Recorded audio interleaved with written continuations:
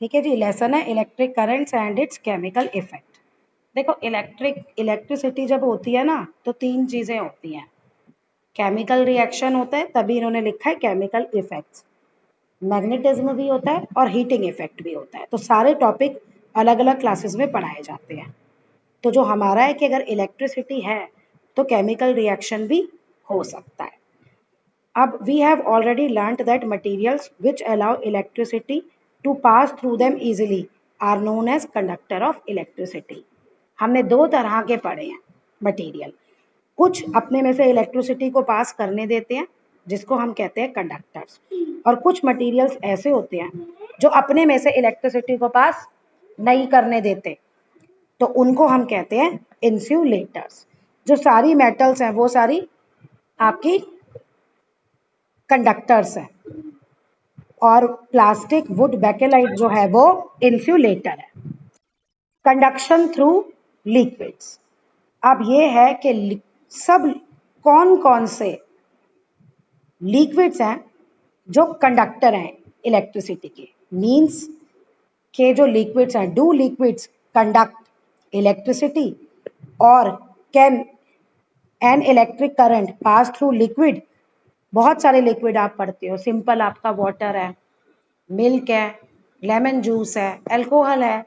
तो हमें ये देखना है कि इनमें से इलेक्ट्रिसिटी पास होती है या नहीं होती। अब हमें ये फाइंड आउट करना है कौन सा लिक्विड कंडक्टर है और कौन सा लिक्विड इंसुलेटर है। तो इसके लिए हमें एक कॉन्टिन्यूटी टेस्टर बनाना पड़ेगा जो फिगर में दिया भी है। इस कॉन्टिन्यूटी टेस्टर में हमारे पास है बैटरी, सेल, बल्ब और कनेक्टिंग वायर्स।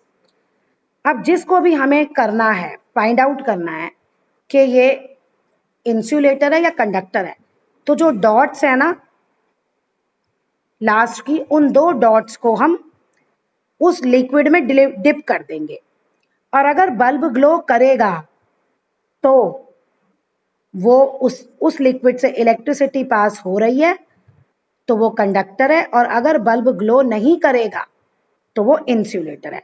फॉर एग्जाम्पल ये नीचे फिगर दिया हुआ है, येलो येलो लिक्विड रखा है, अगर आप लाइम जूस रखोगे तो बल्ब ग्लो करेगा क्योंकि lime juice is a good conductor of electricity.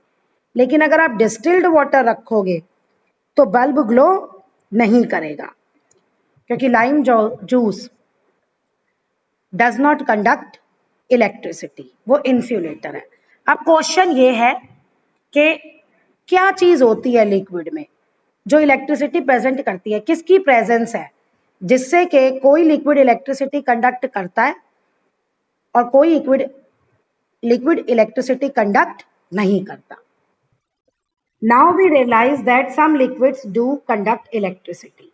कहते हैं अब हमें रियलाइज पता चल रहा है कि कुछ लिक्विड इलेक्ट्रिसिटी कंडक्ट करते हैं। Activity on the previous page also shows while some liquids are good conductor there are many that are poor conductor of electricity. तो जो अभी आपने लास्ट में एक्टिविटी देखी है जिसमें अलग अलग लिक्विड्स लिए गए थे, कुछ तो गुड कंडक्टर ऑफ इलेक्ट्रिसिटी हैं और कुछ पुअर कंडक्टर ऑफ इलेक्ट्रिसिटी है। The water that we get from sources, पानी जो हमें टैप, हैंडपंप्स, वेल्स, पॉन्ड से मिलता है, इसमें सॉल्ट डिजॉल्व होती है। तो यही सॉल्ट जो है वो रिस्पॉन्सिबल होते हैं for the conduction of electricity. तो this water is thus a reasonably good conductor of electricity because the presence of the dissolved salt in it. We should never handle electrical appliances with wet hands or while standing on a wet floor.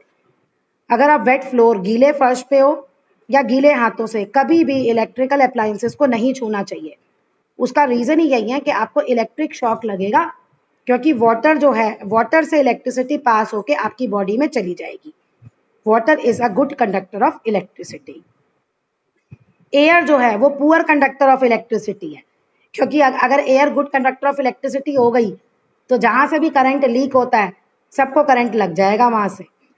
But lightning में, during lightning electric current passes through air, तब electric current जो है वो air में से पास होता है। और कुछ कंडीशंस होती हैं, actually under appropriate conditions most material can conduct.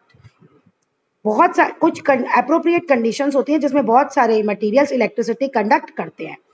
It is therefore preferable to classify materials. तो इसलिए हम उन मटेरियल्स को क्लासिफाई करते हैं गुड कंडक्टर्स और bad conductors instead of classifying them as conductor और इंसुलेटर.